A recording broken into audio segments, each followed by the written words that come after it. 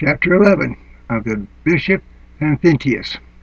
As we have promised above to make some mention of Panthintius of Spyridon, it is time to speak of them here. Panthintius then was the bishop of one of the cities of Upper Thebes.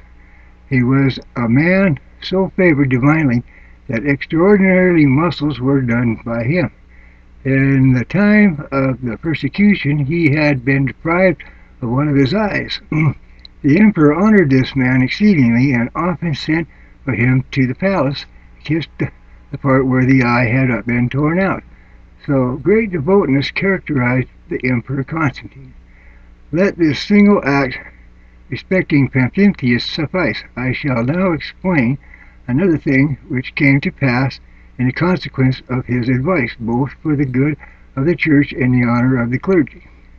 It seemed fit to the bishops to introduce a new law into the church, that those who were in holy orders, I speak of bishops, presbyters, and deacons, should have no conjugal intercourse with the wives whom they had married while still laymen. Now, when the decision on this matter was impending, Panthintius, having arisen in the midst of the assembly of the bishops, earnestly entreated them not to impose so heavy a yoke on the ministers of religion, asserting that marriage itself is honorable and the bed is undefiled, urging before God that they ought not to injure the church by too stringent restrictions. For all men, he said, cannot bear the practice of rigid continence, neither perhaps would the chastity of the wife of each be preserved. And he termed the intercourse of a man with his lawful wife chastity would be sufficient. He thought that such had previously entered into the sacred calling should abjure matrimony according to the ancient tradition of the church, but that none should be separated from her to whom, while yet unadorned, he had been united.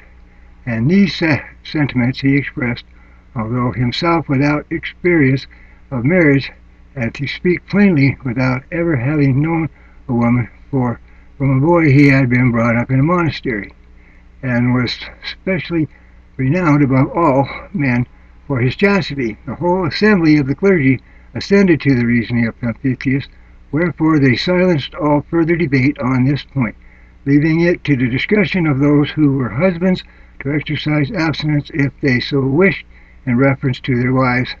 Thus much concerning Panthintius.